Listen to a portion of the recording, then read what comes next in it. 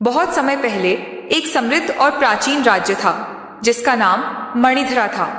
यह राज्य न केवल अपने ऐतिहासिक धरोहर के लिए प्रसिद्ध था, बल्कि यहाँ के लोग अपनी कला, संगीत और संस्कृति के लिए भी पूरे देश में जाने जाते थे। मणिधरा की राजसत्ता भी बहुत प्रबल थी और यहाँ के राजा वीरराज अपने न्यायप्रिय और दयालु स्वभाव के लिए प्रसिद्ध थे। उनके राजमहल में शानदार चित्रकला, शाही बाग बगीचे और दुर्लभ संग्रहालय थे जिनकी कोई मिसाल नहीं थी। राजा वीरराज की पत्नी रानी शिवानी जितनी सुंदर थी, उतनी ही अपनी समझदारी और निपुणता में भी प्रसिद्ध थी।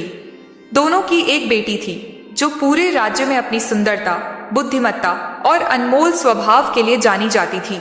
उसका नाम था राधिका और उसकी उपस्थिति में एक खास तरह का आकर्षण था। उसकी आंखों में न जाने कितनी कहानियां और रहस्य छिपे थे और उसे देखकर ऐसा लगता था जैसे वह संसार के सभी राजों को जानती हो। राजकुमारी राधिका का दिल भी बेहद सच्चा और निस्वार्थ था। उसके दिल में गरीबों और दुखियों के लिए विशेष स्थान था। वह अक्सर महल से बाहर जाकर निर्धन बच्चों के साथ खेलती और उनके बीच अपनी खुशी बांटती। उसकी मासूमियत और सरलता ने उसे राज्य के सबसे प्रिय व्यक्तित्वों में से एक बना दिया था। राज्य में एक बहुत पुरानी किंवदंती प्रचलित थी, जो मणिधरा का खजाना पाएगा वह संसार के सबसे शक्तिशाली व्यक्ति बनेगा। यह खजाना न केवल धन से भरपूर था, बल्कि उसमें एक ऐसा रहस्यमय पत्थर भी था जो किसी के भी हाथ में आते ही अद्भुत शक्तियां दे सकता था। लोग कहते थे कि यह खजाना राजमहल के अंदर कहीं छिपा हुआ था, लेकिन कोई भी इस तक पहुंचने में सफल नहीं हो सका था। राज्य के सबसे बुद्धिमान मंत्रियों और विद्वानों ने कई बार खजाने को ढूंढने की कोशिश की थी, लेकिन सबकी कोशिशें व्यर्थ हो गई थीं। लेकिन एक दिन राज्य में एक अजनबी व्यक्ति आया। उसका नाम था कृष्णलाल। वह दिखने में ठग जैसा था। उसका रूप कुछ अजीब था और उसकी आंखों में एक अजेय चुप्पी थी। उसने अपनी बातें किसी से भी साझा नहीं की थीं और न ही उसने अपना असली नाम कभी बताया। उसने मणिधरा में आते ही एक अफवाह फैलाई कि वह एक खजाना विशेषज्ञ है और मणिधरा का खजाना खोजने में सक्षम है। राजमहल में पहुंचने के बाद कृष्णलाल ने राजा वीरराज से मिलकर दावा किया कि वह उस रहस्यमय खजाने का पता जानता है। उसने कहा, महाराज, मैं एक अनुभवी खजाना विशेषज्ञ हूँ। मैंने कई राज्यों में खजाने की खोज की है और सफलता भी प्राप्त की है। मुझे पूरा विश्वास है कि मणिधरा का खजाना सिर्फ एक ही व्यक्ति द्वारा पाया जा सकता है और वह व्यक्ति मैं हूं। राजा वीरराज ने कृष्णलाल की बातों को ध्यान से सुना, लेकिन उसकी शक्ल और नजरें कुछ तो संदिग्ध थीं। राजा वीरराज ने कृष्णलाल से पूछा, अगर तुम सच में इस खजाने के बारे में जानते हो तो तुम हमें कैसे यकीन दिलाओगे कि तुम झूठ नहीं बोल रहे हो? कृष्णलाल ने अपनी मुस्कान के साथ जवाब दिया, महाराज, मैं एक ठग नहीं हूं। मैं जो कह रहा हूं वह सच है। यदि आप मुझे अपना विश्वास देंगे तो मैं वह खजाना आपको दिखा सकता हूं जो आपके साम्राज्य के लिए बहुत महत्वपूर्ण होगा। राजा वीरराज को यह समझते हुए भी कि कृष्णलाल एक अजनबी है, उसकी बातों में कुछ तर्क था। उन्होंने उसे एक अवसर देने का फैसला किया, मगर एक शर्त थी, तुम खजाना खोजने की कोशिश करो, लेकिन मेरी बेटी राधिका हमेशा तुम्हारे साथ रहेगी ताकि कोई धोखा ना हो। राजकुमारी राधिका को इस योजना के बारे में बताने के बाद उसने कुछ देर सोचा और फिर अपने पिता की बात मानी। वह जानती थी कि कृष्णलाल जैसा व्यक्ति केवल स्वार्थ की भावना से नहीं आया होगा, लेकिन उसे इस यात्रा पर जाने से पहले अपने हृदय की आवाज सुनने की आवश्यकता महसूस हो रही थी। फिर भी राधिका ने निर्णय लिया कि वह इस अनोखी खोज में अपने पिता का साथ देगी और अपने राज्य के भविष्य को सुरक्षित रखने के लिए कदम उठाएगी। अगले दिन राधिका और कृष्णलाल ने खजाने की खोज पर यात्रा शुरू की। मार्ग पर उन्होंने कई रहस्यमय स्थानों और जंगलों का सामना किया। हर कदम पर उन्हें नए रहस्यों का सामना करना पड़ा, लेकिन कृष्णलाल ने राधिका को यह विश्वास दिलाया कि उनका मार्ग सही है। यात्रा के दौरान राधिका की आंखों में एक अजीब तरह का डर था, लेकिन वह अपने लक्ष्य की ओर बढ़ रही थी। रास्ते में कई बार उन्हें अनजानी आवाजें सुनाई देती और कभी कभी रास्ते से गुजरते हुए उन्हें साया सा महसूस होता। एक दिन जब वे गहरे जंगल में थे कृष्णलाल अचानक रुक गया। उसकी आंखों में एक अजीब सी चमक थी। उसने कहा, यह जगह वही है जहां हमें खजाना मिलेगा। राधिका ने उसका अनुसरण किया और वे दोनों एक पुरानी खंडहर में पहुंच गए। खंडहर के भीतर घुसते ही कृष्णलाल ने एक पुरानी लकड़ी की संदूक को खींचा। वह संदूक समय के साथ धूल धूसरित हो गई थी, लेकिन कृष्णलाल ने उसे खोला। उसके अंदर एक नीला चमकदार पत्थर था जो किसी रहस्यमय शक्ति से भरपूर लग रहा था। कृष्णलाल ने राधिका से कहा, यह वही पत्थर है जिसे हम ढूंढ रहे थे। इसे हाथ में लेते ही तुम्हारे सामने वह दरवाजा खुलेगा जो खजाने तक जाएगा। राधिका ने वह पत्थर हाथ में लिया और जैसे ही उसने उसे छुआ, एक रहस्यमय हलचल शुरू हो गई। पत्थर से हल्की सी नीली रोशनी निकलने लगी और अचानक जमीन पर एक दरवाजा खुल गया जो खजाने के स्थान की ओर जाता था। लेकिन राधिका के मन में एक संदेह जागा। क्या यह सब सच है? क्या कृष्णलाल सच में एक मददगार है या फिर वह किसी और योजना का हिस्सा है? राधिका की सोच और भी गहरी हो गई। वह महसूस करने लगी कि कृष्णलाल का इरादा केवल खजाना प्राप्त करने का नहीं हो सकता था, बल्कि वह उसे पाने के लिए किसी और उद्देश्य से यहाँ आया था। क्या वह सच में एक ठग था? यही सवाल अब उसके मन में घूम रहे थे और इसका उत्तर वह अगले चरण में खोजने वाली थी। राधिका के मन में कई सवालों का तूफान उमड़ने लगा। उसने उस नीले चमकते पत्थर को हाथ में लिया और उसकी रोशनी को ध्यान से देखा। पत्थर की चमक अब बहुत तेज हो गई थी और एक रहस्यमय सी आवाज सुनाई दी, जैसे कोई चेतावनी दे रहा हो। राधिका की आंखों में संदेह की लहरें दौड़ने लगीं। क्या वह सच में उस खजाने तक पहुंचने का रास्ता जानती है? और क्या कृष्णलाल उस रास्ते के लिए सही व्यक्ति है? उसने धीरे से कृष्णलाल से पूछा, क्या तुम मुझे सच में बता सकते हो कि यह खजाना क्या है और इस पत्थर का असल मकसद क्या है? कृष्णलाल ने अपनी मुस्कान छिपाते हुए कहा, राजकुमारी, यह पत्थर केवल तुम्हारे हाथों में अपनी असली शक्ति दिखाता है। जब तुम इसे पकड़ोगी तब वही रहस्यमय दरवाजा खुलेगा जो खजाने तक जाता है। परंतु यह खजाना केवल धन और शक्ति का नहीं है। यह एक अद्भुत शक्ति का स्रोत है जो यदि सही हाथों में हो तो संसार को बदल सकता है, लेकिन यदि यह गलत हाथों में चला जाए तो यह राज्य को नष्ट कर सकता है। राधिका को यह सुनकर और भी ज्यादा असमंजस हुआ। वह जानती थी कि कृष्णलाल का ज्ञान बहुत गहरा था, लेकिन उसके शब्दों में कुछ ऐसा था जो उसे पूरी तरह से विश्वास करने के लिए तैयार नहीं कर रहा था। क्या वह सिर्फ खजाने के पीछे भागने वाला एक ठग है या फिर उसकी इरादे कुछ और हैं? इसी सोच विचार में राधिका ने वह चमकदार पत्थर और दरवाजे की ओर देखा। वह दरवाजा अब पूरी तरह से खुल चुका था और उसके अंदर एक अंधेरे मार्ग के संकेत दिखाई दे रहे थे। कृष्णलाल ने राधिका को संकेत किया और कहा, आओ राजकुमारी, यह खजाना तुम्हारा इंतजार कर रहा है। हम दोनों को अब इस मार्ग पर आगे बढ़ना होगा। राधिका ने कुछ समय के लिए अपनी आंखें बंद की और गहरी सांस ली। उसका मन अब और भी उलझन में था। वह जानती थी कि अगर वह इस मार्ग पर आगे बढ़ती है तो वह अपने जीवन के सबसे बड़े सपने को पूरा कर सकती है। खजाना सिर्फ किसी सामग्री से भरपूर संदूक नहीं था, बल्कि इसमें किसी प्रकार की अदृश्य शक्ति छिपी हुई थी। क्या वह इसके लिए तैयार थी? फिर भी राधिका ने अपने दिल की बात मानी और कृष्णलाल के साथ दरवाजे के अंदर कदम रखा। वह अंधेरे मार्ग में चलने लगी, जहां चारों ओर सिर्फ ठंडी हवा और सन्नाटा था। उनका हर कदम गूंज रहा था, लेकिन उस अंधेरे में भी राधिका ने खुद को दृढ़ महसूस किया। उसका विश्वास था कि उसे इस रहस्यमयी यात्रा पर अपने राज्य की भलाई के लिए ही आगे बढ़ना चाहिए। कुछ समय बाद वे दोनों एक विशाल कक्ष में पहुंचे, जहां दीवारों पर प्राचीन चित्र और शिलालेख खुदे हुए थे। उस कक्ष के बीच में एक विशाल सोने से बनी हुई वेदी थी और उसके ऊपर रखा हुआ था एक बड़ा संदूक जो पहले से ही कई जंजीरों से बंधा हुआ था। संदूक के ऊपर से एक हल्की सी रोशनी निकल रही थी जो किसी अपूर्व शक्ति का आभास दे रही थी।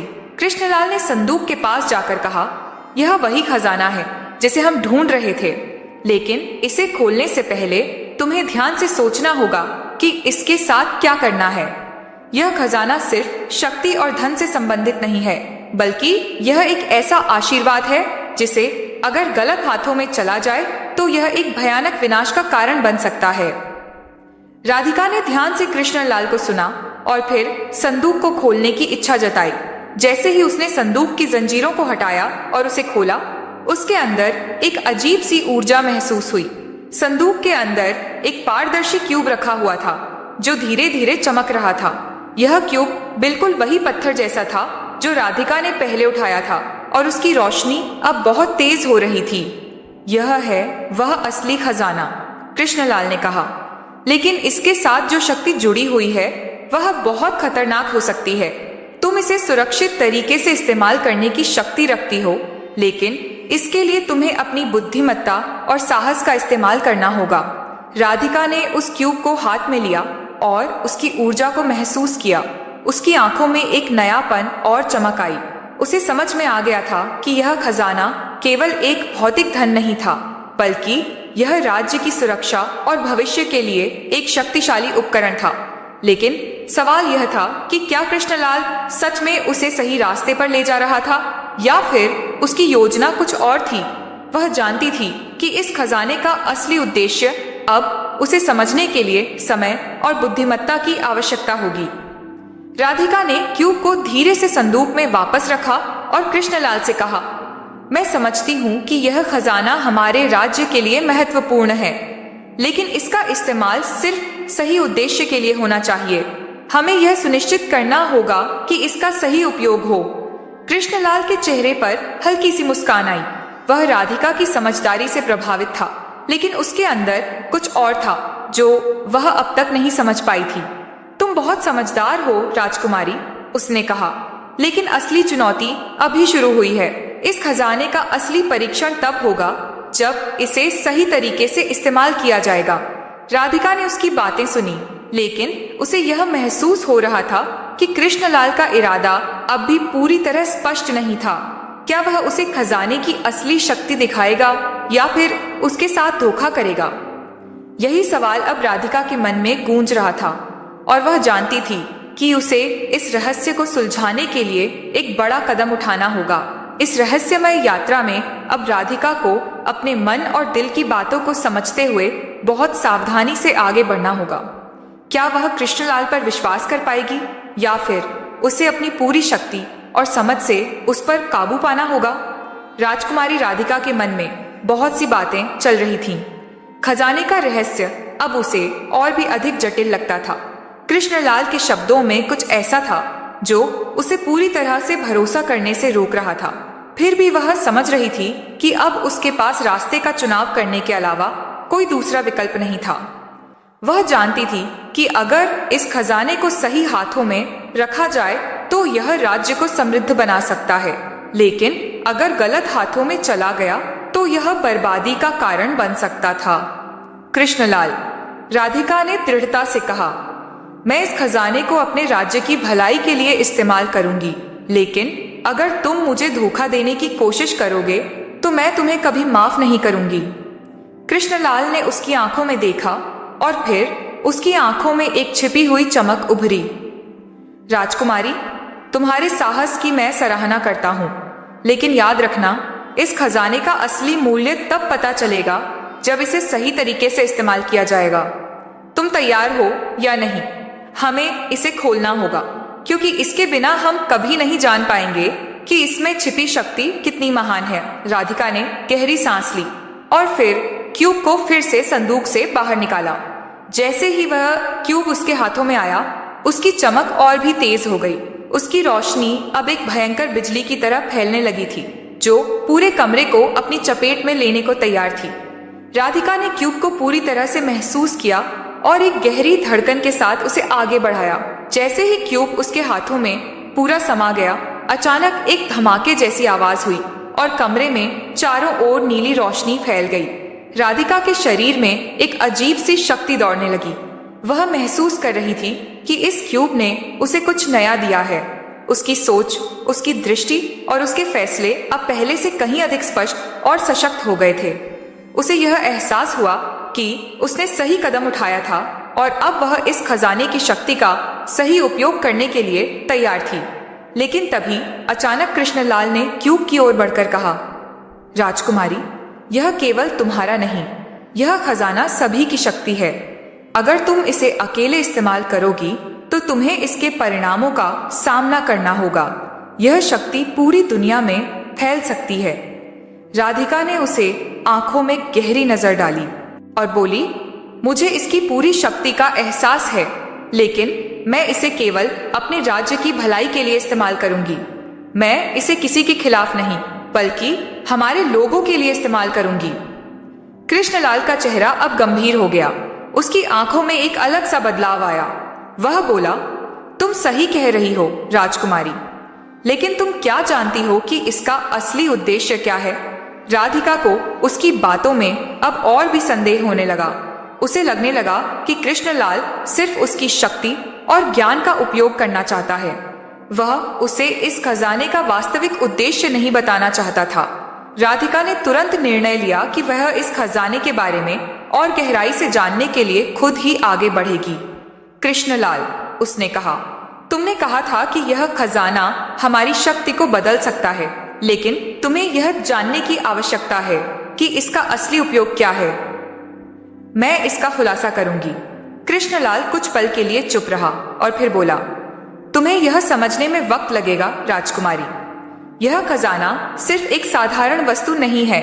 इसे इस्तेमाल करने का तरीका और समय दोनों ही बहुत महत्वपूर्ण है। अगर तुम इस पर सही नियंत्रण नहीं रख पाई तो इसे वापस उसी स्थान पर रखना होगा जहां से तुमने इसे निकाला। राधिका ने क्यूब को अपनी पकड़ में और मजबूती से लिया।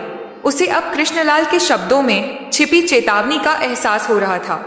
वह जानती थी कि यह खजाना न केवल किसी साधारण धन से जुड़ा हुआ था, बल्कि यह एक ऐसी शक्ति थी जो किसी को भी अजेय बना सकती थी, लेकिन इसका उपयोग करते वक्त बहुत सावधानी बरतनी पड़ेगी।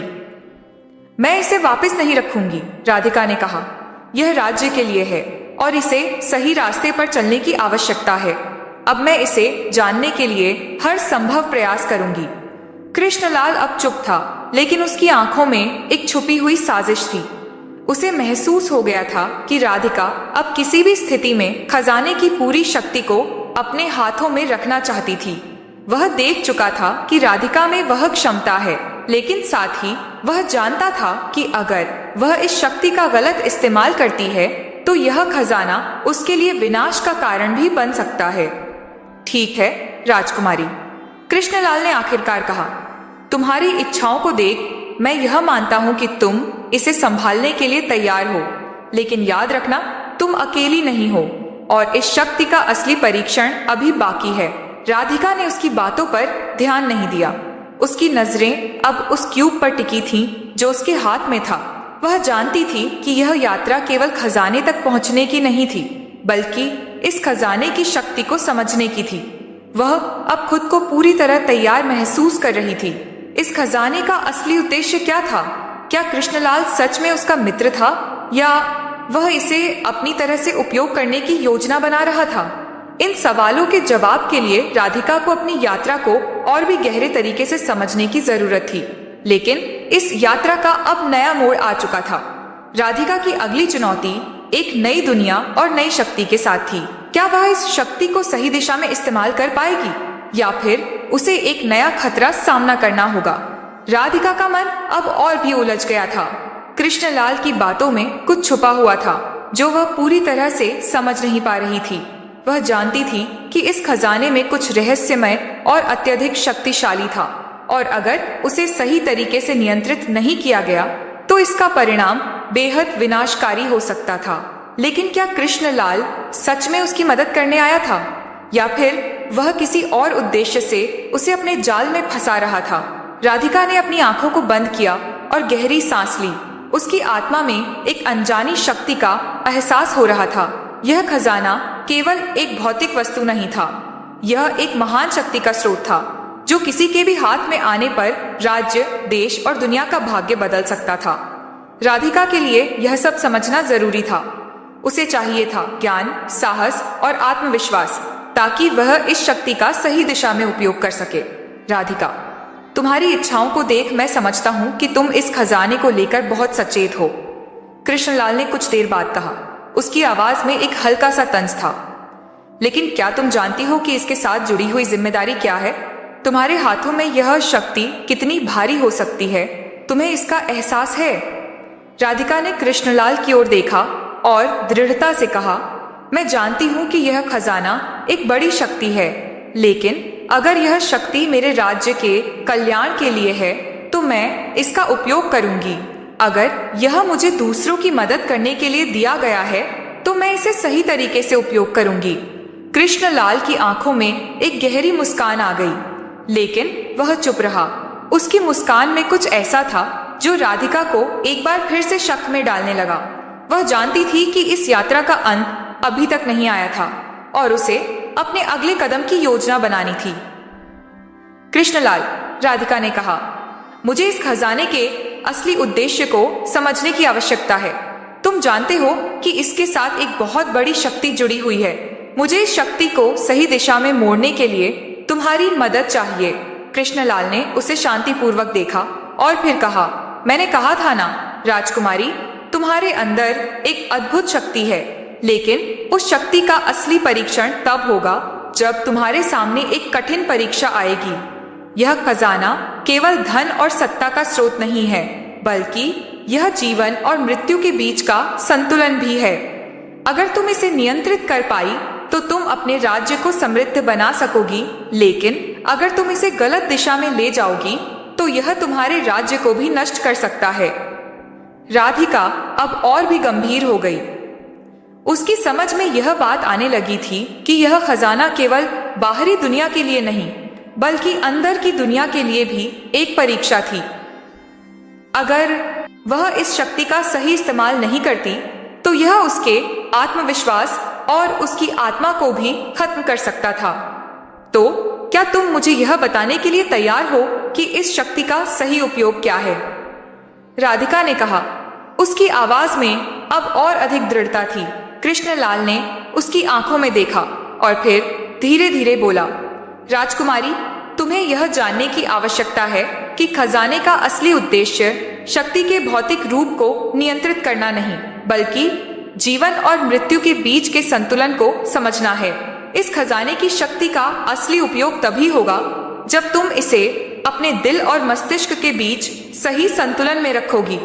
राधिका का दिल धड़कने लगा। उसे समझ में आ रहा था कि कृष्णलाल जो कह रहा था वह सिर्फ एक शब्दों का खेल नहीं था।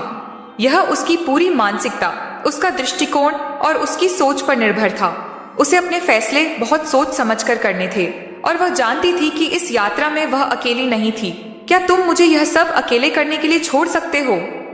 राधिका ने गहरी सांस ली। मुझे इस शक्ति का सही इस्तेमाल समझने के लिए समय चाहिए। कृष्णलाल ने एक पल के लिए रुककर उसकी ओर देखा। उसकी आंखों में वह हल्की सी मुस्कान फिर से आ गई, जैसे उसे राधिका की आंतरिक शक्ति का एहसास हो चुका था। तुम परिपक्व हो चुकी हो राजकुमारी, कृष्णलाल ने कहा। तुम्हारी शक्ति अब एक नए स्तर पर पहुंच चुकी है। मैं तुम्हें एक ही सलाह दूंगा, जब भी तुम्हें लगता है कि यह शक्ति तुम्हारे नियंत्रण से बाहर हो रही है तो खुद से सवाल करना, क्या मैं इसे सही उद्देश्य के लिए इस्तेमाल कर रहा हूं? अगर तुम इसका सही इस्तेमाल करोगी तो तुम्हारे राज्य में कभी भी अंधेरा नहीं होगा। राधिका की आंखों में अब पूरी दृढ़ता थी। वह जानती थी कि यह यात्रा सिर्फ खजाने तक पहुंचने की नहीं थी, बल्कि यह आत्मनिर्णय, साहस और समझदारी की यात्रा थी। मैं तैयार हूं, राधिका ने कहा। मुझे इस खजाने को सही दिशा में ले जाने के लिए हर कदम पर सोच समझकर आगे बढ़ना होगा। मैं यह सुनिश्चित करूंगी कि यह शक्ति हमारे राज्य और लोगों के भले के लिए हो। कृष्णलाल ने सिर झुकाकर उसकी बातों की सराहना की। तुम जो भी निर्णय लोगी उस पर मैं तुम्हारे साथ रहूंगा, लेकिन याद रखना, तुम्हारी यात्रा अब सबसे कठिन दौर में प्रवेश करने वाली है। राधिका ने गहरी सांस ली और खजाने के क्यूब को अपने हाथ में मजबूत पकड़ में लिया। वह जानती थी कि यह खजाना अब केवल एक वस्तु नहीं थी, बल्कि यह उसके भविष्य का निर्धारण करने वाली शक्ति बन चुकी थी। उसका हर कदम अब उसकी सोच और आत्मविश्वास पर निर्भर करेगा। अब मुझे अपने राज्य के भविष्य के लिए सही मार्ग का चयन करना होगा, राधिका ने मन में ठान लिया। और इस तरह राधिका की यात्रा का एक नया चरण शुरू हुआ। क्या वह इस खजाने की शक्ति को सही दिशा में मोड़ सकेगी, या फिर उसे एक नए संकट का सामना करना होगा, केवल समय ही बताएगा। राधिका का मन अब पूरी तरह से समर्पित था। वह जान चुकी थी कि इस खजाने का असली उद्देश्य केवल राज्य के भले के लिए था, और अगर उसे इसे सही दिशा में लाना था तो उसे अपनी पूरी शक्ति और समझदारी का प्रयोग करना होगा। लेकिन जो उसे सबसे ज्यादा परेशान कर रहा था वह था कृष्णलाल का रवैया। वह कोई साधारण आदमी नहीं था और उसकी बातें, हर शब्द एक गहरे रहस्य को छिपाए हुए थीं। राधिका को अब तक यह समझ आ चुका था कि कृष्णलाल केवल एक ठग नहीं था, बल्कि वह किसी गहरे खेल का हिस्सा था। राधिका ने मन में ठान लिया कि वह कृष्णलाल से पूरी तरह सच जानने की कोशिश करेगी, लेकिन अब उसे यह महसूस हो रहा था कि अपनी यात्रा को आगे बढ़ाने से पहले उसे और भी कुछ जानना होगा। कृष्णलाल के चेहरे पर हल्की सी मुस्कान थी, जैसे वह कुछ छुपा रहा हो। राधिका ने क्यूब को अपने हाथ में मजबूत पकड़ते हुए कहा, कृष्णलाल, तुमने कहा था कि मुझे इस खजाने का सही इस्तेमाल करना होगा, लेकिन तुम ये क्यों नहीं बता रहे कि इसका असली उद्देश्य क्या है? क्या तुम मुझसे कुछ छुपा रहे हो? कृष्णलाल की मुस्कान धीमी हो गई और उसकी आंखों में एक गहरी नजर आई। राजकुमारी, तुम्हारा सवाल सही है, उसने कहा, लेकिन इसका उत्तर सरल नहीं है। यह खजाना केवल एक वस्तु नहीं है, यह तुम्हारी आत्मा, तुम्हारी मानसिकता और तुम्हारी शक्ति का प्रतीक है। तुम इसे केवल उस वक्त समझ सकोगी जब तुम्हारे सामने असली चुनौती आएगी। राधिका ने उसकी बातों को सुना, लेकिन उसके दिल में संदेह की लहरें उमड़ने लगी। क्या कृष्णलाल उसे सच में समझा रहा था, या फिर वह किसी और रास्ते पर ले जाने की योजना बना रहा था? तो क्या तुम मुझे यह नहीं बताओगे कि असली उद्देश्य क्या है? राधिका ने दोबारा सवाल किया। कृष्णलाल ने थोड़ी देर चुप रहकर फिर कहा, राजकुमारी, यह खजाना केवल तुम्हारी शक्ति का प्रतीक है, लेकिन इसके साथ जुड़ी हुई एक और शक्ति भी है जो तुम अभी पूरी तरह से समझ नहीं पाई हो। यह शक्ति तुम्हारे राज्य को समृद्ध कर सकती है, लेकिन अगर इसे गलत तरीके से इस्तेमाल किया तो यह तुम्हारे राज्य को नष्ट भी कर सकती है। राधिका को समझ में आ गया कि कृष्णलाल जो कह रहा था वह सिर्फ शब्दों का खेल नहीं था, यह एक गहरी शक्ति का संदेश था। अब उसे यह जानना था कि वह इस शक्ति को कैसे अपने पक्ष में कर सकती थी ताकि उसका राज्य सुरक्षित रहे। तो क्या तुम मुझे यह नहीं बताओगे कि मुझे इसका सही उपयोग कैसे करना चाहिए? राधिका ने एक बार फिर से सवाल किया। कृष्णलाल ने उसकी ओर देखा और धीमी आवाज में कहा, राजकुमारी, इसका सही उपयोग तुम तभी जान सकोगी जब तुम्हारे सामने वह घड़ी आएगी। तुम इसे अपनी आत्मा से महसूस करोगी। राधिका ने गहरी सांस ली। उसे समझ में आ गया था कि इस रहस्यमयी यात्रा में उसे अपनी खुद की ताकत पर विश्वास करना होगा। अब वह कृष्णलाल पर पूरी तरह निर्भर नहीं रह सकती थी। यह यात्रा उसकी थी और उसकी शक्ति ही उसे सही रास्ता दिखा सकती थी। ठीक है, राधिका ने कहा, मैं इसे अपनी शक्ति से समझने की कोशिश करूंगी, लेकिन मुझे यह भरोसा चाहिए कि तुम मेरे साथ हो। कृष्णलाल ने उसकी आंखों में देखा और फिर सिर झुका लिया। मैं तुम्हारे साथ हूं राजकुमारी, लेकिन याद रखना, तुम्हारी शक्ति का वास्तविक परीक्षण तब होगा जब तुम्हें सही निर्णय लेने होंगे। अब राधिका की यात्रा एक नई दिशा में मुड़ने लगी थी। उसने ठान लिया था कि वह इस खजाने के रहस्यों को खुद समझेगी और अपने राज्य के भले के लिए इसका इस्तेमाल करेगी। लेकिन जैसे जैसे वह आगे बढ़ी, उसे महसूस हुआ कि यह यात्रा केवल बाहरी चुनौतियों से भरी नहीं थी, बल्कि यह एक आंतरिक संघर्ष भी था। उसे अपने भीतर के डर, संदेह और असमंजस को पार करना होगा। क्या वह अपने राज्य के भले के लिए इस खजाने का सही उपयोग कर पाएगी या फिर उसकी शक्ति उसे ही हरा देगी? राधिका ने अपने दिल की आवाज पर ध्यान दिया। उसकी आत्मा ने उसे स्पष्ट रूप से संकेत दिया कि उसे इस शक्ति का सही रास्ते पर इस्तेमाल करना चाहिए और वह इसे अपनी पूरी शक्ति से करने के लिए तैयार थी। कुछ समय बाद राधिका और कृष्णलाल एक और रहस्यमयी गुफा में पहुंच गए। गुफा की दीवारों पर अजीब सी प्रतिमाएं बनी हुई थीं, जो किसी प्राचीन देवता की प्रतीक थीं। गुफा के भीतर एक विशाल कक्ष था और उसके केंद्र में एक चमकती हुई मूर्ति रखी हुई थी। यह क्या है? राधिका ने पूछा। उसकी आंखों में विस्मय था। कृष्णलाल ने कहा, यह वही स्थान है जहां खजाना पूरी शक्ति के साथ जागृत होता है। लेकिन ध्यान रखना राजकुमारी, इस मूर्ति को अगर गलत तरीके से छुआ गया तो यह पूरे राज्य के लिए खतरे का संकेत हो सकता है। राधिका ने ध्यान से मूर्ति की ओर देखा। उसकी आंखों में एक रहस्यमयी चमक थी। वह जानती थी कि उसे इस चुनौती का सामना करना होगा, लेकिन क्या वह सही तरीके से इसे संभाल पाएगी? तुम तैयार हो राजकुमारी? कृष्णलाल ने पूछा। उसकी आवाज में गहरी चेतावनी थी। राधिका ने सिर उठाया और दृढ़ता से कहा, हाँ, अब मुझे अपने राज्य और लोगों के भले के लिए इस शक्ति का सही इस्तेमाल करना होगा। जैसे ही राधिका ने मूर्ति के पास कदम बढ़ाया, अचानक चारों ओर एक घना अंधेरा फैल गया और उसकी आंखों के सामने एक भयंकर दृश्य उभरने लगा। यह यात्रा अब एक नए मोड़ पर थी और राधिका को इस बार अपनी सबसे बड़ी परीक्षा का सामना करना था। क्या वह अपनी आंतरिक शक्ति को पहचान पाएगी और क्या वह इस खजाने की शक्ति को सही दिशा में मोड़ सकेगी? राधिका का दिल धड़कने लगा। जैसे ही उसने उस रहस्यमयी मूर्ति के पास कदम बढ़ाया, अचानक चारों ओर अंधेरा घना हो गया। उसका शरीर ठंडा हो गया, जैसे कोई अप्रत्याशित ताकत उसे अपनी गिरफ्त में लेने की कोशिश कर रही हो। यह अंधेरा सिर्फ भौतिक नहीं था, बल्कि आत्मिक भी था। राधिका को महसूस हुआ कि इस जगह का हर कण उसे अपने भीतर खींचने की कोशिश कर रहा था, जैसे एक गहरी खाई उसे अपनी ओर बुला रही हो। ये क्या हो रहा है? राधिका ने अपने अंदर की आंतरिक शक्ति को महसूस किया और फिर धीरे धीरे अपनी सोच को नियंत्रित करने की कोशिश की। वह जानती थी कि यह उसकी आंतरिक शक्ति का परीक्षण था और उसे इसे पार करने के लिए अपनी पूरी ताकत लगानी होगी।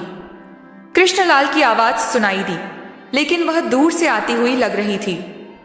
राजकुमारी, तुम जिस रास्ते पर चल रही हो वह सिर्फ तुम्हारी परीक्षा नहीं, बल्कि तुम्हारी आत्मा की परीक्षा भी है।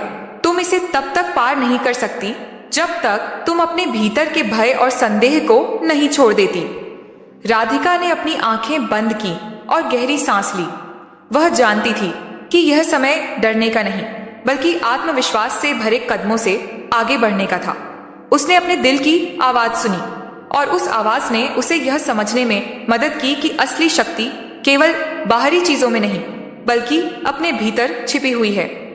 जैसे ही उसने अपनी सोच को पूरी तरह से नियंत्रित किया, अंधेरा धीरे धीरे छटने लगा। उसकी आंखों के सामने अब एक हल्की सी रोशनी फैलने लगी और उसकी घबराहट कम होने लगी। वह जान गई थी कि यह अंधेरा केवल एक मानसिक अवस्था थी जिसे उसे पार करना था। उसने एक कदम और बढ़ाया और जैसे ही वह मूर्ति के पास पहुंची, मूर्ति की आंखों में एक चमक आ गई। यह चमक किसी रहस्यमयी शक्ति का प्रतीक थी। राधिका ने मूर्ति को पूरी श्रद्धा से देखा और फिर उसे छूने का निर्णय लिया। जैसे ही उसके हाथ ने मूर्ति को छुआ, एक गहरी आवाज गुफा में गूंज उठी और अचानक राधिका के सामने एक अद्भुत दृश्य उभर आया। वह एक विस्तृत और रहस्यमयी जंगल में खड़ी थी, जहां हर पेड़ और पौधा अपनी चमक से जगमगा रहे थे। इस जंगल में जीवन की एक अद्भुत ऊर्जा थी, जैसे हर कण में कोई प्राचीन शक्ति समाहित हो। उसके आसपास एक शांत और शक्तिशाली वातावरण था, लेकिन तभी जंगल के भीतर से एक गहरी आवाज आई।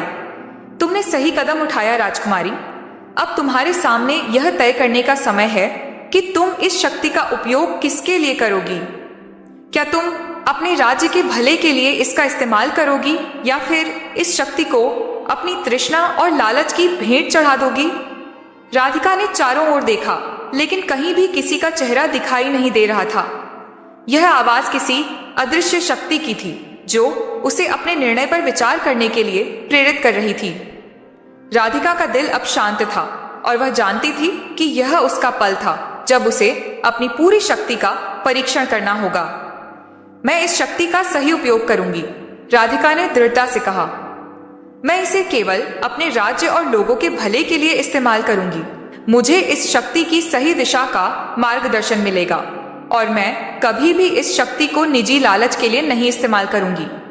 जैसे ही उसने यह शब्द कहे, जंगल की चमक और भी बढ़ गई और एक अजीब सी ऊर्जा उसके अंदर समाहित हो गई।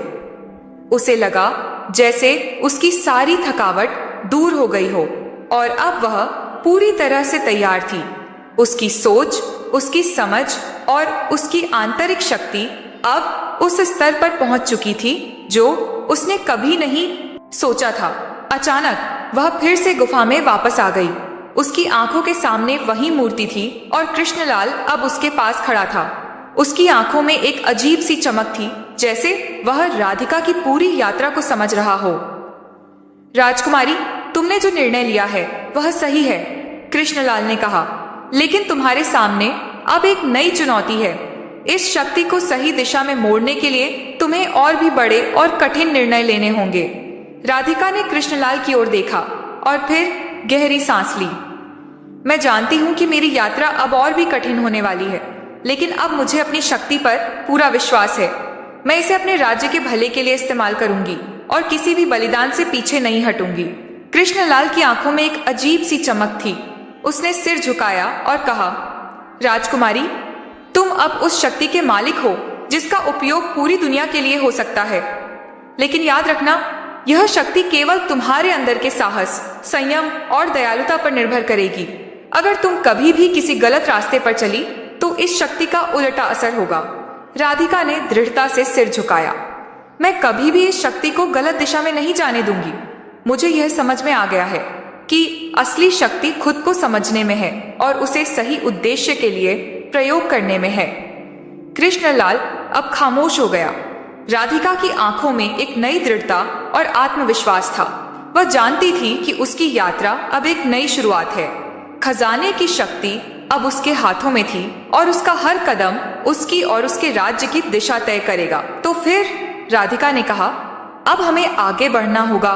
मुझे अपने राज्य में वापस लौटना होगा और इस शक्ति का सही उपयोग करना होगा। कृष्णलाल ने उसकी ओर देखा और फिर कहा, तुम तैयार हो राजकुमारी? अब तुम्हारा सामना पूरी दुनिया से होगा, लेकिन मुझे यकीन है कि तुम सही रास्ते पर चलोगी। राधिका ने एक गहरी सांस ली और खजाने के क्यूब को अपने हाथों में मजबूती से पकड़ा। वह जानती थी कि यह यात्रा केवल शुरुआत थी और अब उसे अपनी पूरी शक्ति और समझ के साथ अपने राज्य की भलाई के लिए कार्य करना था। क्या राधिका अपनी शक्ति को सही दिशा में मोड़ सकेगी? क्या वह अपने राज्य को समृद्ध और सुरक्षित बना सकेगी, या फिर उसे एक नए खतरे का सामना करना होगा? यह केवल समय ही बताएगा। राधिका की आत्मा में एक नई ऊर्जा थी और उसका मन अब पूरी तरह से स्पष्ट था। उसने खजाने की शक्ति को आत्मसात कर लिया था और अब वह जानती थी कि उसकी यात्रा का सबसे कठिन हिस्सा शुरू होने वाला था।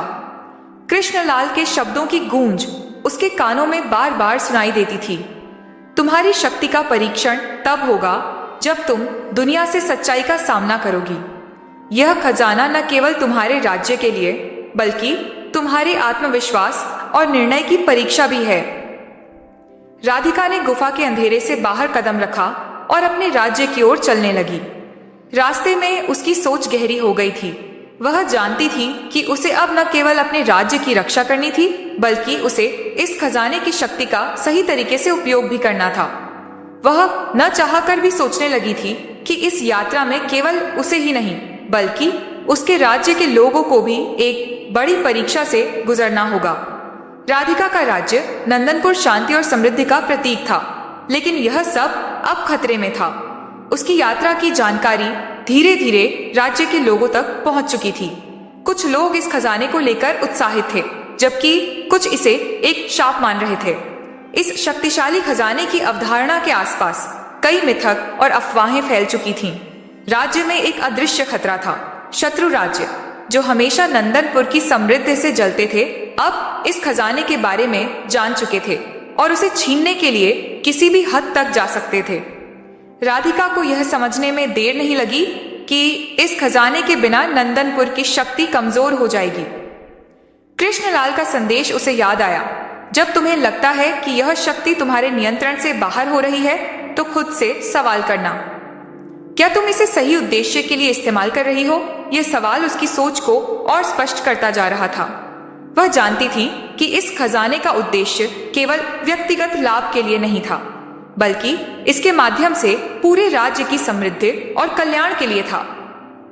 राज्य में वापस आते ही राधिका ने सबसे पहले महल में एक सभा बुलाई। सभी महत्वपूर्ण मंत्रियों, सैन्य अधिकारियों और प्रमुख नागरिकों को उपस्थित होने के लिए बुलाया गया। वह जानती थी कि यह समय सही फैसले लेने का था। जब सभा में सभी लोग एकत्र हो गए, राधिका ने अपनी योजना साझा की। प्रिय नागरिकों और अधिकारियों, राधिका ने सभा की शुरुआत की।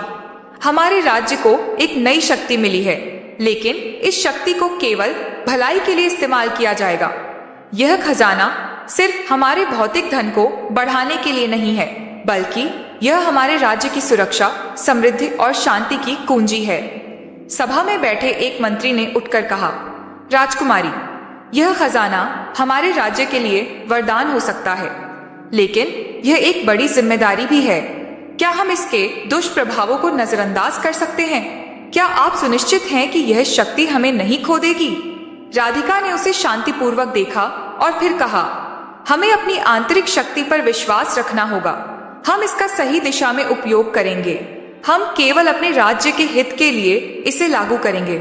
लेकिन जैसे ही राधिका ने सभा समाप्त की और महल के बाहर कदम रखा, उसे एहसास हुआ कि उसकी चिंता अब केवल राज्य तक सीमित नहीं रही थी।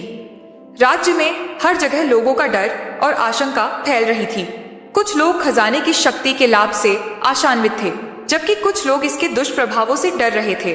शत्रु राज्य के बारे में भी वह चुप नहीं रह सकती थी। वह जानती थी कि यदि उसने इस खजाने का सही उपयोग नहीं किया तो यह उसके राज्य और लोगों के लिए एक विनाशकारी निर्णय हो सकता था। राधिका के सामने अब एक बड़ी चुनौती थी। वह अपने राज्य को शांति से कैसे रख सकती थी, जबकि उसका खजाना एक शक्तिशाली हथियार बन सकता था। क्या वह इस शक्ति का सही उपयोग करने में सफल हो पाएगी, या फिर यह खजाना उसके लिए और उसके राज्य के लिए एक बड़ा खतरा साबित होगा? इसी समय कृष्णलाल महल में आया। उसकी आंखों में एक गहरी चिंता और गंभीरता थी, जैसे वह कुछ महत्वपूर्ण संदेश लाया हो। राधिका ने उसे देखा और पूछा, क्या कोई नया खतरा आ गया है? कृष्णलाल ने उसे घेर लिया और कहा, राजकुमारी, शत्रु राज्य अब अपने कदम आगे बढ़ा चुके हैं। वे जान चुके हैं कि तुमने खजाने की शक्ति प्राप्त कर ली है और अब वे इसे छीनने के लिए कोई भी हद पार करने के लिए तैयार हैं। हमें पूरी तरह से सतर्क रहना होगा। राधिका का दिल एक बारगी तेज धड़कने लगा। उसने त्वरित निर्णय लिया। हमें कोई भी कदम उठाने से पहले खजाने की शक्ति का पूरी तरह से परीक्षण करना होगा। हम इसे बाहरी शत्रु से बचाने के लिए केवल उसे सुरक्षित स्थान पर ले जाने की योजना बना सकते हैं। हमें किसी को भी इसका पता नहीं चलने देना होगा। कृष्णलाल ने उसकी ओर देखा और फिर कहा, राजकुमारी, तुम्हारी शक्ति का परीक्षण अब कुछ विशेष तरीके से होगा। इसे केवल तुम ही संभाल सकती हो। इस खजाने के साथ एक और रहस्य जुड़ा हुआ है जिसे तुम अब तक समझ नहीं पाई हो। यह रहस्य केवल तुम्हारी आंतरिक शक्ति से जुड़ा है और तुम ही इसे समझ सकती हो। राधिका ने उसकी बातों को ध्यान से सुना और फिर धीरे से कहा, तो मुझे इस खजाने को सही दिशा में रखने के लिए अब क्या करना होगा? कृष्णलाल ने उसकी आंखों में देखा और फिर एक गंभीर आवाज में कहा, यह समय है जब तुम्हें इस खजाने को एक सुरक्षित स्थान पर भेजना होगा, जहां केवल तुम्हारे लोग ही इसका उपयोग कर सकें। इसके बाद तुम्हें शत्रु की ताकतों का सामना करना होगा। यह समय केवल एक लड़ाई का नहीं, बल्कि तुम्हारी आंतरिक शक्ति और बुद्धिमत्ता का परीक्षण भी है। राधिका ने अपने मन को पूरी तरह से शांत किया। वह जानती थी कि यह यात्रा अब केवल खजाने की नहीं थी, बल्कि यह उसकी आंतरिक शक्ति, निर्णय और साहस की परीक्षा थी। ठीक है, राधिका ने कहा, अब हमें यह खजाना सुरक्षित रखना होगा। हमें अब केवल शत्रु से लड़ाई नहीं करनी, बल्कि हमें अपनी आत्मिक शक्ति से उसे पार करना होगा। राधिका की यात्रा अब एक नए मोड़ पर थी। उसे न केवल अपनी बाहरी ताकत से लड़ना था, बल्कि अपने भीतर की शक्ति और बुद्धिमत्ता का भी सामना करना था। क्या वह इस यात्रा में सफल होगी, या क्या खजाने की शक्ति उसे खुद से भी हरा देगी? राधिका ने ठान लिया था कि इस खजाने की शक्ति का सही उपयोग करने के लिए उसे पूरी तरह से तैयार रहना होगा। शत्रु की बढ़ती ताकत और राज्य में फैलते डर के बीच वह जानती थी कि उसके पास समय बहुत कम था। उसे जल्दी से जल्दी एक सुरक्षित स्थान पर खजाने को ले जाना था, लेकिन इससे पहले उसे एक और महत्वपूर्ण निर्णय लेना था। क्या वह खजाने को सभी के सामने रखेगी या इसे केवल कुछ चुनिंदा लोगों तक सीमित रखेगी? कृष्णलाल के साथ एक और गहरी बातचीत के बाद राधिका ने तय किया कि उसे खजाने की शक्ति को केवल उन लोगों तक सीमित रखना होगा जो इसके सही उपयोग को समझ सकते थे। उन्होंने खजाने के संरक्षण के लिए एक गुप्त स्थान का चयन किया जो राज्य के सबसे सुरक्षित और रहस्यमयी कक्ष में था। यह कक्ष प्राचीन काल में एक मंदिर के रूप में प्रयोग होता था और उसकी दीवारों में एक अदृश्य शक्ति समाहित थी जो खजाने को बाहरी हस्तक्षेप से बचा सकती थी। राधिका ने मंत्रियों से मिलकर इस योजना को साझा किया, लेकिन कुछ मंत्री अब भी इस निर्णय से असहमत थे। एक मंत्री ने कहा, राजकुमारी, हमें खजाने को सार्वजनिक करना चाहिए। यदि हम इसे छिपाएंगे तो लोगों में और भी शंका और डर फैल जाएगा। यह खजाना हमारी शक्ति को बढ़ाने का एक अवसर हो सकता है। राधिका ने शांतिपूर्वक उत्तर दिया, हमारे पास जो शक्ति है उसे सही दिशा में इस्तेमाल करने की जिम्मेदारी हम सभी की है। यह खजाना केवल धन और शक्ति का प्रतीक नहीं है, बल्कि यह हमारी आंतरिक शक्ति और हमारी आस्थाओं की भी परीक्षा है। हम इसे सही हाथों में रखने के लिए इसे छिपाएंगे ताकि कोई इसे गलत दिशा में इस्तेमाल न कर सके। सभा में एक हलचल सी मच गई, लेकिन राधिका ने अपनी बात पूरी की। हमारा राज्य तभी सुरक्षित रहेगा जब हम इसे सही रास्ते पर रखेंगे। हमें अब शत्रु के खिलाफ नहीं, बल्कि अपनी आंतरिक शक्ति के खिलाफ लड़ाई लड़नी होगी। जब सभा समाप्त हुई, राधिका ने कृष्णलाल से कहा, खजाना अब सुरक्षित है, हमें इसकी रक्षा करनी होगी, लेकिन शत्रु का खतरा हर पल बढ़ रहा है। कृष्णलाल ने उसकी बात मानी और कहा, राजकुमारी, तुम्हारी शक्ति अब सिर्फ तुम्हारे राज्य की नहीं, बल्कि पूरे प्राचीन संसार की है। शत्रु राज्य केवल खजाने को नहीं, बल्कि तुम्हारी शक्ति को भी हासिल करना चाहते हैं। तुम्हें अब अपनी शक्ति का सही उपयोग करना होगा। राधिका के दिमाग में कई विचार घूम रहे थे, लेकिन उसने अपने दिल की आवाज पर विश्वास किया।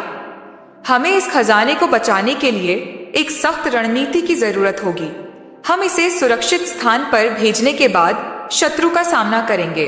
अगली सुबह राधिका और कृष्णलाल ने खजाने को छिपाने के लिए एक गुप्त रास्ता तैयार किया। यह रास्ता पुराने महल के तहखाने से होता हुआ जंगल के एक गहरे हिस्से में स्थित मंदिर की ओर जाता था। रास्ते को सिर्फ राधिका और उसके सबसे विश्वास पात्र सैनिकों को ही पता था, लेकिन जैसे जैसे वे खजाने को सुरक्षित स्थान की ओर ले जा रहे थे, एक नाजुक स्थिति उत्पन्न हो गई। शत्रु राज्य के कुछ जासूस राधिका के कदमों का पीछा कर रहे थे और उन्हें लगने लगा था कि खजाना कहीं पास में ही छिपाया जा रहा है। राधिका ने अपनी सैन्य ताकत को मजबूत किया और सख्त सुरक्षा घेरे को तैयार किया। उसे पता था कि हर पल खतरा हो सकता है और उसे किसी भी स्थिति में शांत और सतर्क रहना होगा। हमें जल्द से जल्द खजाने को सुरक्षित स्थान पर पहुंचाना होगा। राधिका ने अपने सबसे भरोसेमंद सैनिक से कहा, जैसे ही खजाना सुरक्षित हो जाए, हमें शत्रु से होने वाले संभावित हमलों का मुकाबला करना होगा। कृष्णलाल ने राधिका की ओर देखा। उसकी आंखों में एक रहस्यमयी चमक थी। राजकुमारी, तुमने सही फैसला लिया है, लेकिन याद रखना, यह केवल बाहरी लड़ाई नहीं है। असली लड़ाई तुम्हारे भीतर छिपी हुई है। तुम्हें अपनी आंतरिक शक्ति को और भी मजबूत करना होगा। राधिका ने गहरी सांस ली और कहा, मैं अपनी आंतरिक शक्ति को पहचान चुकी हूँ कृष्णलाल। मुझे अब बाहरी शक्ति से ज्यादा विश्वास अपने अंदर की शक्ति पर है। अंततः खजाना उस गुप्त मंदिर में सुरक्षित रूप से रख दिया गया और राधिका ने अपने सैन्य बल को पूरी तरह से सुसज्जित किया। लेकिन एक नई चुनौती सामने खड़ी थी। शत्रु की सेना अब राज्य के सीमा के पास पहुंच चुकी थी। वे कभी भी हमला कर सकते हैं। राधिका ने अपने सैन्य अधिकारियों से कहा, हमें हर स्थिति के लिए तैयार रहना होगा। लेकिन राधिका ने महसूस किया कि यह युद्ध केवल तलवारों और ढालों से नहीं जीता जा सकता था। उसे शत्रु की मानसिकता को भी समझना होगा। वह जानती थी कि यदि उसे शत्रु को हराना था तो उसे केवल युद्ध नहीं, बल्कि अपनी रणनीति और बुद्धिमत्ता से भी मुकाबला करना होगा। कृष्णलाल के शब्दों को याद करते हुए उसने तय किया, कि वह शत्रु के नेता से मिलकर बातचीत करेगी। कभी कभी युद्ध से बचने के लिए युद्ध की आवश्यकता नहीं होती। राधिका ने अपने मंत्रियों से कहा, हमें शत्रु से मिलकर शांति का रास्ता खोजना होगा, लेकिन क्या यह शांतिपूर्ण समाधान शत्रु के लिए स्वीकार्य होगा या फिर राधिका को एक और लड़ाई का सामना करना पड़ेगा? यह केवल समय ही बताएगा। राधिका का निर्णय काफी साहसिक था। शत्रु से शांति की उम्मीद रखने का जोखिम वह जानती थी, लेकिन अब उसे एक नई दिशा में सोचने की जरूरत थी। युद्ध से कहीं ज्यादा कठिन उसके लिए यह था कि वह एक नई रणनीति अपनाए, जिससे न केवल राज्य का बचाव हो बल्कि शत्रु के दिल में भी भय और सम्मान उत्पन्न हो। राज्य की सीमा के पास एक गहरी खामोशी फैल चुकी थी। शत्रु की सेना, जो पहले उग्र और आक्रामक दिखाई देती थी, अब कुछ हिचकिचाती हुई दिख रही थी। यह वह मौका था जब राधिका ने शांति की बातचीत का प्रस्ताव पेश करने का निश्चय किया। कृष्णलाल ने उसे समझाया, राजकुमारी, यह निर्णय ठीक है, लेकिन शत्रु के नेता की मानसिकता को समझना बहुत जरूरी है। वह एक ठग हो सकता है जो सिर्फ शक्ति और दबदबे के बारे में सोचता हो। राधिका ने गहरी सोच के बाद निर्णय लिया, फिर भी हमें उम्मीद नहीं छोड़नी चाहिए। अगर हम संवाद करते हैं तो हमें उनके भीतर इंसानियत जगाने का प्रयास करना होगा। अगर हम युद्ध में जाने के बाद हार गए तो हम फिर कभी शांति नहीं पा सकते। उसने अपने अधिकारियों को आदेश दिया कि वह शत्रु के मुख्यालय तक शांति प्रस्ताव भेजे और इस प्रस्ताव के साथ कुछ शर्तें जोड़ें। अगर शत्रु युद्ध से पीछे हटने के लिए तैयार हो तो वह खजाने के उपयोग को नियंत्रित कर सकती है, जिससे किसी भी प्रकार की दखलंदाजी और बल का प्रयोग रोका जा सके। शत्रु की सेना का नेतृत्व करने वाला ठग वर्धन एक दुष्ट और चालाक आदमी था। उसने कभी भी राधिका की तरह किसी शासक को सम्मान नहीं दिया था। उसने अक्सर शत्रु राज्य के सैनिकों को उनकी ताकत के बल पर दबाया था और उसकी आंखों में केवल सत्ता की प्यास थी। ऐसे में राधिका का शांति प्रस्ताव उसके लिए एक चुनौती था और वह इस प्रस्ताव को हल्के में नहीं लेने वाला था। कुछ दिन बाद शत्रु से एक संदेश आया। वर्धन ने शांति की बातचीत के लिए राधिका से मिलने का प्रस्ताव दिया, लेकिन उसने शर्त रखी थी कि बैठक केवल एक खामोशी वाले इलाके में होगी, जहां दोनों पक्षों के सैनिकों की उपस्थिति पर पाबंदी हो। राधिका ने सोचा कि यह एक अच्छा मौका हो सकता है। उसने कृष्णलाल और अन्य मंत्रियों से सलाह ली और निर्णय लिया कि वह वर्धन से मिलने जाएगी, लेकिन पूरी सावधानी बरतते हुए। वर्धन से मिलने के लिए राधिका एक रहस्यमयी और दूरदराज के इलाके में पहुंची। यह स्थान एक विशाल जंगल के बीच स्थित था, जहां से केवल कुछ ही रास्ते निकलते थे। राधिका के साथ कृष्णलाल और कुछ विशेष सुरक्षा अधिकारी थे, लेकिन शेष सैनिकों को दूर रखा गया था। यह एक संवेदनशील बैठक थी और राधिका जानती थी कि इस समय एक गलत कदम भी राज्य के लिए भारी हो सकता था। वर्धन पहले से ही वहां मौजूद था। उसकी आंखों में एक खतरनाक चमक थी। वह एक उच्च मंच पर खड़ा था और उसकी मुद्रा में एक आत्मविश्वास था जो किसी शासक के जैसा लगता था। राधिका ने अपना कदम बढ़ाया और वर्धन की ओर चलने लगी। राजकुमारी, वर्धन ने चिड़ी हुई आवाज में कहा, तुमने जो प्रस्ताव भेजा था वह वास्तव में दिलचस्प था। तुम्हारे राज्य को संभालने के लिए तुम्हारी शक्ति अब पूरी दुनिया में प्रसिद्ध हो चुकी है, लेकिन तुम्हें लगता है कि शांति के लिए मेरे साथ बातचीत करना तुम्हारी शक्ति का सही प्रयोग है। राधिका ने गहरी सांस ली और फिर पूरी आत्मविश्वास के साथ कहा, मैं जानती हूं कि तुम सिर्फ शक्ति की तलाश में हो वर्धन, लेकिन क्या तुमने कभी सोचा है कि शक्ति से ज्यादा जरूरी क्या है? शांति। अगर हम युद्ध में जाएं तो दोनों ही राज्य बर्बाद हो जाएंगे, लेकिन अगर हम एक साथ मिलकर राज्य के कल्याण के लिए काम करें तो हम दोनों ही जीत सकते हैं। वर्धन हंसा, लेकिन उसकी हंसी में कोई वास्तविक खुशी नहीं थी। राजकुमारी, तुम्हारे शब्दों में कुछ तो सच्चाई है, लेकिन मैं केवल शक्ति का आदर करता हूँ। तुम्हारी शांति की बातें मुझे आकर्षित करती हैं, लेकिन तुम जानते हो कि अगर मैं अपनी ताकत को छोड़ दूं तो मुझे कमजोर समझा जाएगा। राधिका ने उसकी चुनौती को समझा और फिर धीरे से कहा, तुम्हारी ताकत असली नहीं है वर्धन। तुम्हारी असली ताकत तब है जब तुम उसे सही दिशा में इस्तेमाल करो। शक्ति केवल एक अस्तबल नहीं है जिसे हर कोई अपने उपयोग के लिए खींच सके। असली शक्ति वह है जो दूसरों के भले के लिए काम आती है। वर्धन की आंखों में गहरी उत्तेजना थी। क्या तुम सच में यह मानती हो राजकुमारी? वह करीब आया और राधिका की आंखों में देखा। क्या तुम्हें नहीं लगता कि यह सब एक जुआ है? तुम इसे खो सकती हो। मैंने कभी भी शक्ति को हथियाने के लिए नहीं चाहा, राधिका ने कहा। मैंने इसे सबके भले के लिए चाहा है। वर्धन कुछ देर तक शांत रहा, फिर उसने कहा, ठीक है राजकुमारी, तुम्हारी बातों में एक असामान्य आकर्षण है और मैं इसे नजरअंदाज नहीं कर सकता।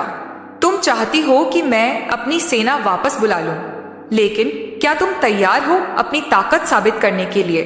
राधिका ने उत्तर दिया, अगर हमारी शक्ति सही उद्देश्य के लिए हो तो हमें एक साथ मिलकर काम करना चाहिए। मुझे विश्वास है कि हम एक साथ अपने राज्य को समृद्ध बना सकते हैं। वर्धन ने उसकी ओर देखा और फिर धीरे से मुस्कुराया। ठीक है राजकुमारी, मैं तुम्हारा प्रस्ताव मानता हूँ। हम युद्ध की बजाय शांति के रास्ते पर चलेंगे। लेकिन याद रखना, इस प्रस्ताव का मतलब यह नहीं कि तुम मुझसे कमजोर हो। यह सिर्फ एक समझौता है। राधिका ने सिर झुकाया और फिर कहा, शांति की शक्ति कहीं अधिक होती है वर्धन। हम दोनों अब एक नई शुरुआत करेंगे। जैसे ही यह बैठक समाप्त हुई, राधिका और वर्धन ने शांति समझौते पर हस्ताक्षर किए। दोनों सेनाएं अब युद्ध के बजाय एक साथ राज्य की समृद्धि के लिए काम करने के लिए तैयार थीं। राधिका ने महसूस किया कि यह निर्णय सही था। युद्ध के बजाय शांति का रास्ता चुनकर उसने न केवल अपने राज्य को बचाया, बल्कि वर्धन जैसे ठग को भी अपनी शक्ति और बुद्धिमत्ता से हराया था। लेकिन क्या यह शांति सच्ची होगी या फिर शत्रु की चालें किसी और खतरे की ओर इशारा कर रही थी? समय ही बताएगा। राधिका के लिए यह एक अद्भुत विजय थी। शांति के इस समझौते ने न केवल नंदनपुर राज्य को युद्ध से बचाया, बल्कि राधिका की आंतरिक शक्ति और रणनीति की पहचान भी की थी। वर्धन जैसे शक्तिशाली ठग के सामने शांति की प्रक्रिया को अपनाना एक कठिन कार्य था, लेकिन राधिका ने यह साबित कर दिया कि युद्ध से कहीं ज्यादा प्रभावी शांति और समझौते का रास्ता होता है। हालांकि राधिका जानती थी कि यह केवल एक शुरुआत थी। शांति का यह समझौता बहुत नाजुक था और कभी भी किसी भी समय इस पर खतरा मंडरा सकता था। वर्धन की चालाकी और उसकी प्यास सत्ता की कभी भी उसका विश्वास तोड़ सकती थी। राधिका ने पूरी तरह से सतर्क रहते हुए अपने मंत्रियों और सेनापतियों से मिलकर रणनीति तैयार की कि किस तरह से इस नए समझौते को सुदृढ़ किया जा सकता है। राज्य में जब यह समाचार फैला कि शांति का समझौता हो चुका था, तो कुछ नागरिकों ने राहत की सांस ली, लेकिन कुछ लोग यह मानने को तैयार नहीं थे कि वर्धन जैसी शख्सियत किसी प्रकार की शांति के लिए राजी हो सकती थी। उनका कहना था कि यह केवल एक चाल थी ताकि वह अपनी ताकत और अपनी सेना को पुनः मजबूत कर सके। राधिका इस असहमति को समझती थी, लेकिन वह जानती थी कि शांति का रास्ता तभी संभव था जब उसे सच्ची प्रतिबद्धता से स्वीकारा जाए। राजकुमारी ने अपने विश्वास पात्र मंत्री और सैन्य कमांडरों के साथ एक और गहरी योजना बनाई। इस समझौते के बाद उन्हें केवल शत्रु से नहीं, बल्कि अपने राज्य के भीतर के असंतुष्ट तत्वों से भी सावधान रहना था। कुछ ऐसे लोग थे जो युद्ध की आग में राज्य की सच्ची शक्ति देखना चाहते थे और वे राधिका के शांति के मार्ग से असहमत थे। राधिका ने अपने सैनिकों को यह सिखाया कि केवल बाहरी शत्रु से नहीं, बल्कि अंदरूनी विभाजन से भी निपटना उतना ही जरूरी है। उसने राज्य भर में एक नई विचारधारा को फैलाना शुरू किया। शक्ति केवल युद्ध से नहीं आती, बल्कि उस शक्ति का उपयोग सही दिशा में करने से आती है। राज्य के नागरिकों के मन में विश्वास जगाना, उन्हें यह समझाना कि शांति से ही समृद्धि और कल्याण संभव है, अब राधिका का मुख्य उद्देश्य था। एक दिन राधिका ने राज्य के लोगों के लिए एक बड़ी सभा का आयोजन किया। सभा में उसे अपनी बात रखने का अवसर मिला। प्रिय नागरिकों, राधिका ने सभा की शुरुआत की।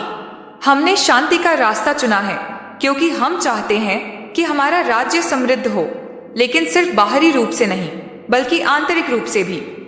यह हमारा विश्वास है कि अगर हम अपने भीतर शांति और समझ बनाए रखेंगे तो कोई भी बाहरी शक्ति हमें हरा नहीं सकती। हम हर एक नागरिक को यह महसूस कराना चाहते हैं कि हर व्यक्ति की शक्ति उसके भीतर ही होती है। सभा में बैठे लोग चुपचाप उसकी बातें सुन रहे थे। कुछ ने सहमति में सिर हिलाया, जबकि कुछ अभी भी शक में थे। राधिका ने अपनी आंखों में दृढ़ संकल्प के साथ कहा, अगर हम एक साथ खड़े होते हैं तो हम न केवल शत्रु को हराएंगे बल्कि अपने राज्य को और भी मजबूत बनाएंगे। सभी मंत्रियों और सैन्य अधिकारियों ने इस विचारधारा को समर्थन दिया। हालांकि कुछ नागरिक अभी भी असहमत थे, लेकिन राधिका का दृढ़ नायकत्व और उसकी गहरी सोच ने उन्हें यह समझाया कि शांति का मार्ग केवल अस्थायी नहीं होगा, बल्कि यह एक स्थायी बदलाव की दिशा होगी। इसी बीच शांति समझौते के बाद भी वर्धन की गतिविधियां राधिका की नजरों से नहीं बची थीं। कृष्णलाल ने उसे एक दिन आगाह किया, राजकुमारी, वर्धन की मानसिकता कभी बदल नहीं सकती। वह केवल ताकत के खेल में यकीन करता है। वह किसी भी समय तुम्हारी पीठ में छुरा घोंप सकता है। राधिका ने कृष्णलाल की बात को गंभीरता से लिया। वह जानती थी कि शांति के इस समझौते को सुदृढ़ करने के लिए अब उसे केवल बाहरी शत्रु से नहीं, बल्कि अपने स्वयं के मन में भी खतरों का सामना करना होगा। वह पहले से कहीं ज्यादा सतर्क हो गई थी। हर कदम को फूंक फूंक कर रखना अब उसकी जिम्मेदारी थी। एक दिन राधिका ने वर्धन से एक और मुलाकात का प्रस्ताव भेजा। वह जानती थी कि शांति का मार्ग तभी स्थायी हो सकता है जब दोनों पक्ष पूरी तरह से इसे स्वीकार करें।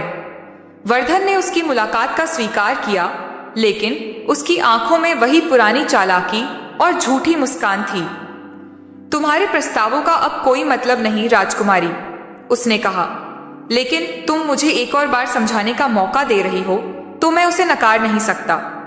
राधिका ने उसे शांतिपूर्वक उत्तर दिया, हमारे बीच जो समझौता हुआ है वह केवल शब्दों का नहीं बल्कि विश्वास का है। मैं नहीं चाहती कि तुम्हारी राजनीति और मेरे राज्य की शांति के बीच कोई मतभेद आए। हमें साथ मिलकर आगे बढ़ना होगा।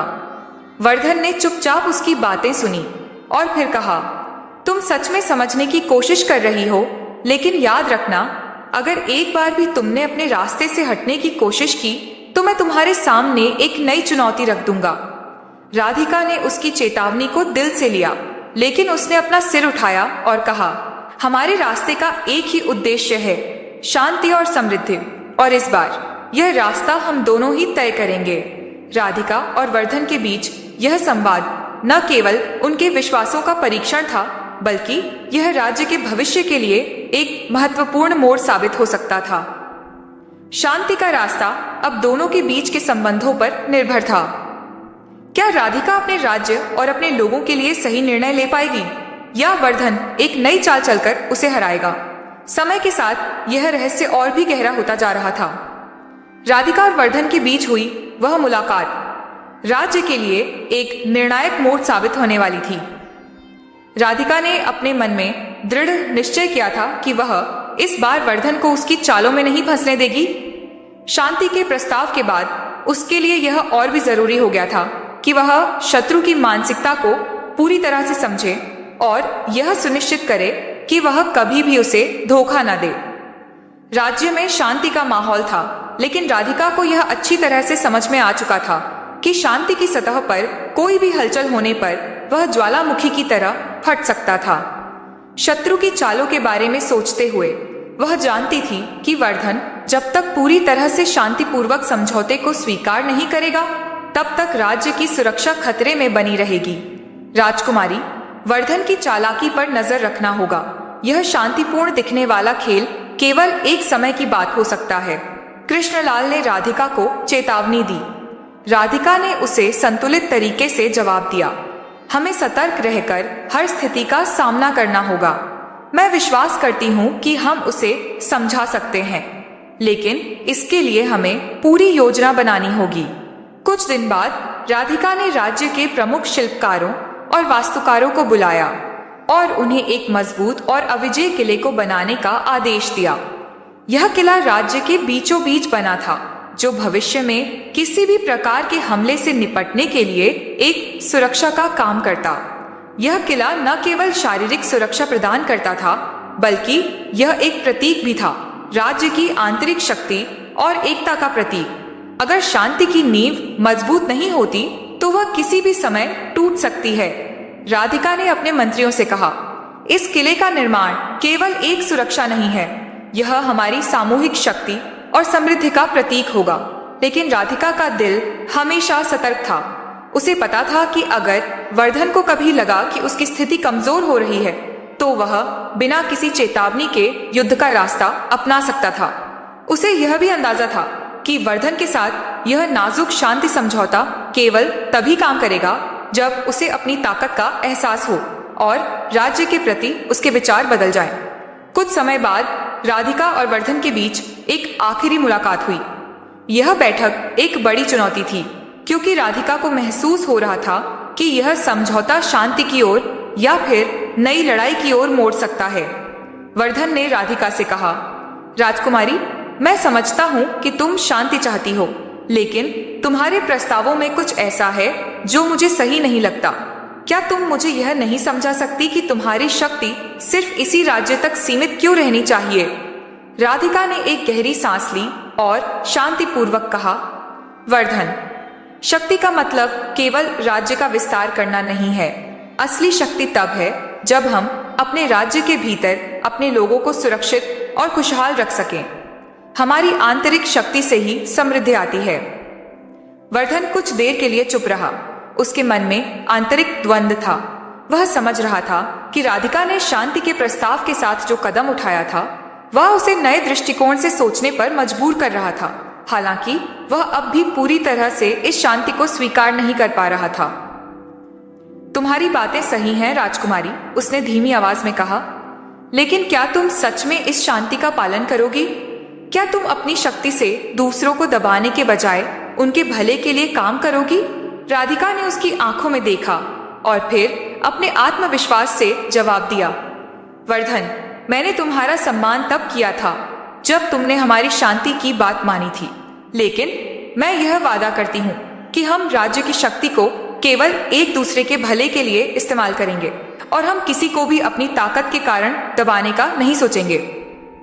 वर्धन ने उसकी बातों पर ध्यान दिया और फिर कुछ देर चुप रहने के बाद वह बोला, ठीक है राजकुमारी, मैं तुमसे एक आखिरी वादा करता हूँ। अगर तुम सच में इसे निभाने की कोशिश करोगी तो मैं तुम्हारा साथ दूंगा, लेकिन अगर तुमने अपने रास्ते से मुंह मोड़ा तो मैं तुम्हारी शक्ति को चुनौती दूंगा। राधिका ने सिर झुकाकर कहा, हम दोनों के बीच अब एक नया रास्ता होगा। यह रास्ता विश्वास और समर्पण का होगा और हम सभी के लिए एक बेहतर भविष्य बनाएंगे। इस समझौते के बाद वर्धन ने अपनी सेना को वापस बुला लिया और शांति का पालन करने का निर्णय लिया। राधिका ने किले का निर्माण पूरा किया और राज्य में समृद्धि और शांति का वातावरण फैलाया। कुछ महीनों बाद नंदनपुर राज्य एक आदर्श राज्य बन चुका था। राज्य के लोग शांति और सुरक्षा में जी रहे थे और राधिका की शक्ति अब केवल बाहरी दुश्मनों के खिलाफ नहीं बल्कि अपने राज्य को और भी बेहतर बनाने के लिए इस्तेमाल हो रही थी। वर्धन भी धीरे धीरे समझ गया था कि असली शक्ति वह है जो दूसरों के भले के लिए इस्तेमाल हो। राधिका और वर्धन के बीच हुआ यह समझौता एक महत्वपूर्ण सबक दे गया कि युद्ध से नहीं बल्कि शांति और समझ से किसी भी राज्य को मजबूत किया जा सकता है। और इस प्रकार राधिका ने ठग वर्धन को न केवल पराजित किया बल्कि उसे एक बेहतर इंसान बनने की दिशा भी दिखाई। कहानी का अंत इस संदेश के साथ हुआ कि सबसे बड़ी शक्ति वह है जो दूसरों के भले के लिए इस्तेमाल हो और यही असली महानता है। तो दोस्तों, वीडियो कैसी लगी कमेंट में जरूर बताएं और भी ऐसे वीडियो देखने के लिए चैनल को सब्सक्राइब करें। मिलते हैं किसी और नए वीडियो के साथ। धन्यवाद।